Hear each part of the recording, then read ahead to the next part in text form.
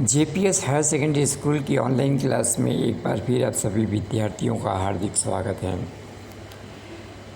प्रिय विद्यार्थियों, class 7th एक बार फिर मैं आपके बीच में आपकी हिंदी टेक्स्ट बुक आकांक्षा को लेकर के उपस्थित हुआ हूँ। पिछले वीडियो में मैंने आप लोगों से ये कहा था कि कुछ बच्चे जो बाद में ऑनलाइन क्लास से ऐड हुए हैं, जुड़े हैं और उन्होंने शुरू के कुछ लेसन नहीं समझे या उन तक वह लेसन नहीं पहुंच पाया था, तो उन लोगों की डिमांड पर एक बार फिर से मैं लेसन 1 से स्टार्ट कर रहा हूं। और कल मैंने इसको शुरू भी कर दिया था।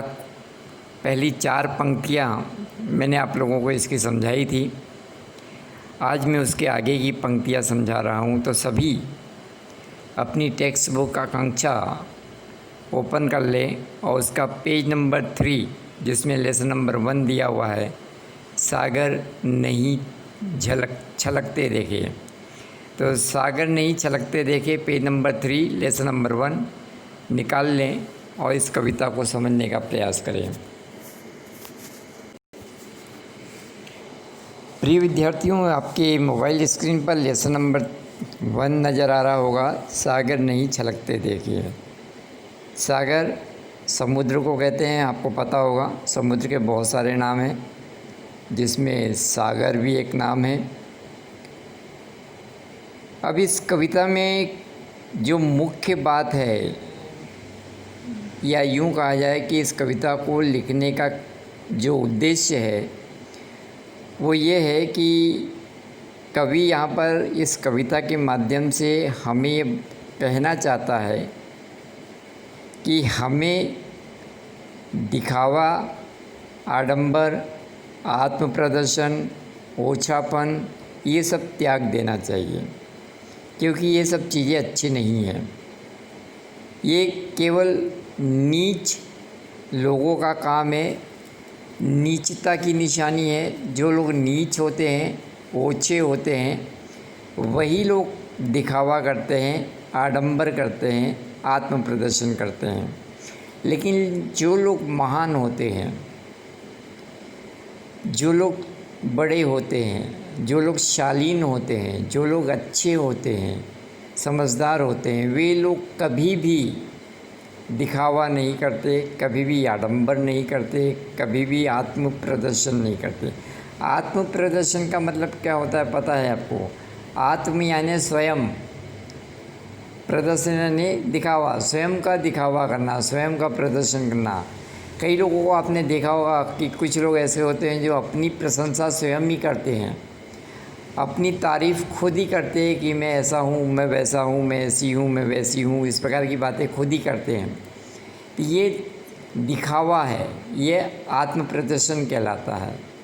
अपने मुँह मियाँ मिट्ठू बनना एक मुहावरा इसीलिए बना हुआ है कि अपनी तारीफ़ अपने ही मुँह से करना।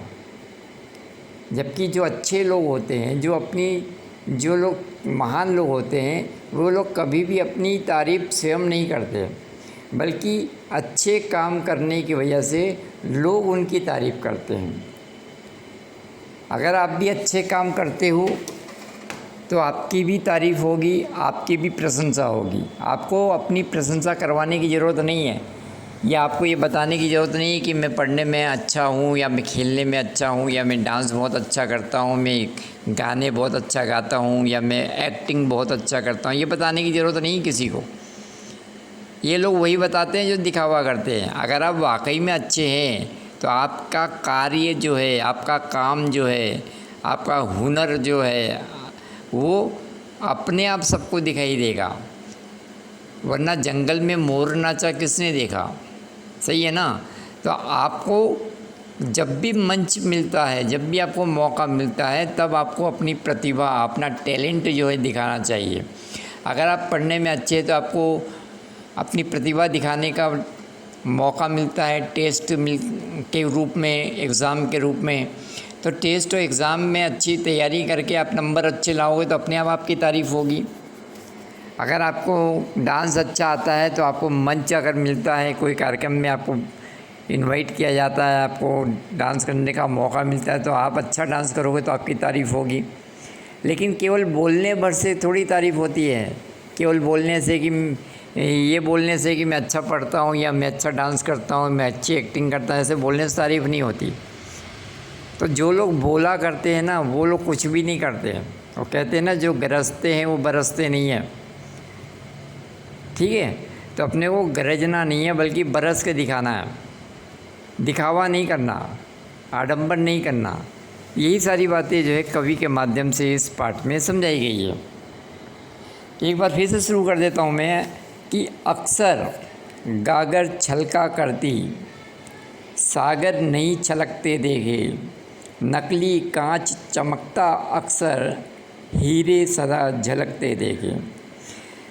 कवि कहना चाहता है कि गागर जो होती है ना, छोटी सी मटकी, आप देखो चित्र में दिखाई दे रहा है आपकी बुक में, मोबाइल स्क्रीन पर भी देखो एक मटकी दिखाई दे रही है जिसमें पानी भरा हुआ है और पानी उछल कर बाहर आ रहा है, इसको कहते हैं छलकना। जब पानी उछल करके बाहर आता है ना, इसको कहते हैं छलकना। ठीक है ना। तो गागर छोटी सी है और उसमें पानी भी थोड़ा ही आता है, लेकिन उसके बाद भी वो छलका करता है। मतलब जो छोटे होते हैं और जिनके पास बुद्धि भी छोटी होती है, कम होती है, ज्ञान भी कम होता है, वो लोग ज्ञान की बातें ज़्यादा करते हैं, वो लोग बुद्धिमानी की बातें ज़्यादा करते हैं। तो ऐसे लोग जो है वो दिखावा करते हैं, आडंबर करते हैं, ओछापन करते हैं, नीचता करते हैं। तो गागर जो है छोटी सी है, उसमें पानी भी थोड़ा सा भरा रहता है, ज़्यादा भरा नहीं रहता, लेकिन फिर भी वो छलकता है। मतलब वो भी ये दिखाने का प्रयास करता है कि मेरे अंदर पानी है, मैं पानी से भरा हुआ हूँ। लेकिन सागर, समुद्र, देखा है ना आप लोगों ने, समुद्र बहुत बड़ा होता है, बहुत विशाल, और पानी भी बहुत दूर दूर तक फैला रहता है उसमें। आप जहाँ तक देखो वहाँ तक पानी पानी दिखता है ना समुद्र में पानी।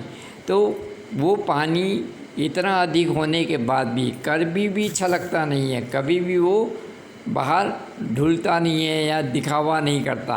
तो जो लोग बड़े होते हैं सागर की तरह, समुद्र की तरह बड़े होते हैं, महान होते हैं, वे कभी भी आडंबर नहीं करते, कभी भी दिखावा नहीं करते, कभी भी छलकते नहीं हैं। लेकिन जो गागर की तरह छोटे होते हैं, गागर की तरह कम गुणवान होते हैं, कम पानी वाले होते हैं, वे लोग गागर की तरह ज़्यादा छलकते हैं, ज़्यादा दिखावा करते हैं, ज़्यादा आत्म प्रदर्शन करते हैं। नकली कांच, नकली कांच जो है, ज़रा सा भी सूर्य का प्रकाश अगर उस पर पड़ जाए तो खूब चमकता है। वो आँखों में, मतलब आँखें जो है उसको देख करके चुंधिया जाती है। देखा है ना आपने, आँखें जब आप कहीं जा रहे हो, रास्ते में कांच का टुकड़ा पड़ा हो और बहुत तेज़ धूप हो तो आँखों को चुभता है। लेकिन वही कांच का टुकड़ा अंधेर में रख दिया जाए तो फ़र्क ही नहीं पड़ता, दिखाई नहीं देता। हीरा जो है, हीरा कभी भी धूप में नहीं चमकता, लेकिन अंधेरे में रख दिया जाए तो उसकी रोशनी इतनी अधिक होती है कि अंधेरे कमरे में भी उजाला हो जाता है। तो ये हीरे की पहचान है। हीरा कीमती है, बहुत ही कीमती है, जबकि कांच जो है बड़ा साधारण सा है, सामान्य सा है, उसकी कोई कीमत नहीं, कहीं पर भी पड़ा हुआ मिल जाता। लेकिन हीरा हर जगह नहीं मिलता और हीरा हर कोई नहीं पहचान पाता कि हीरा कौन सा है। इसलिए कहते हैं ना कि हीरे की पहचान केवल जौहरी कर सकता है। तो हीरे की पहचान हर कोई नहीं कर सकता, और जिसको पहचान नहीं है हीरे की, उसके लिए तो वो कांच का टुकड़ा ही है। खैर आगे देखिए, जिसका हृदय प्रेम से सुना, उस घट से शमशान भला है। ओछी तबीयत के मानव से कब कब किसको प्यार मिला है। शूल और फूलों में केवल अंतर इतना ही होता है, कांटे सदा चुभनी देते लेकिन फूल महकते देखे। अक्सर सागर छलका करती, सागर नहीं छलकते देखे। तो जिसका हृदय प्रेम से सूना है, सूना मतलब जिसमें प्रेम ही नहीं है, जिसके हृदय में किसी के प्रति प्रेम नहीं है, किसी के प्रति दया की भावना नहीं है, किसी के प्रति अच्छी भावना नहीं है, उसके हृदय में ईर्ष्या है, द्वेष है, जलन है, तो ऐसे लोगों से अच्छा तो वो शमशान घाट है, जहाँ पर कम से कम कोई ईर्ष्या तो नहीं, कोई जलन तो नहीं, कोई द्वेष तो नहीं। क्योंकि उस शमशान घाट में वो लोग भी पहुंच जाते हैं जो दुश्मन होते हैं, जो लोग शत्रु होते हैं, ठीक है ना, जिससे हमारी बातचीत नहीं होती है, जिनके साथ हमारे संबंध नहीं होते, लेकिन दुख की घड़ी में वे लोग भी हमारे साथ आ जाते हैं। उससे अच्छा है वो शमशान घाट, लेकिन वह हृदय, वह दिल अच्छा नहीं होता जिसमें किसी के प्रति प्रेम की भावना ना हो, किसी के प्रति अच्छाई की भावना ना हो। तो जिसका हृदय प्रेम से भरा हुआ नहीं है, जिसके हृदय में प्रेम नहीं है, वह शमशान घाट से भी ज़्यादा बुरा होता है। उससे अच्छा तो शमशान घाट होता है। खैर, आगे क्या कह रहा है कि ओछी तबीयत के मानव से कब कब किसको प्यार मिला है। ओछी तबीयत मतलब जिसके मन में हमेशा बुराइयां रहती है, हमेशा ईर्ष्या की भावना रहती है, जलन की भावना रहती है, द्वेष की भावना रहती है, बदला लेने की भावना रहती है, अच्छी सोच जिसकी नहीं रहती है। ऐसे लोगों से कब कौन प्यार करता है। कोई उसको सम्मान नहीं देता, कोई उसको आदर नहीं देता, कहीं से उसको प्यार नहीं मिलता, हर कोई उसको दुत्कारता है, हर कोई उसको दूर भगाता है, क्योंकि ऐसे लोग जो है किसी का भला नहीं कर सकते।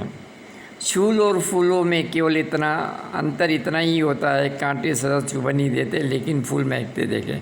शूल यानी कांटे।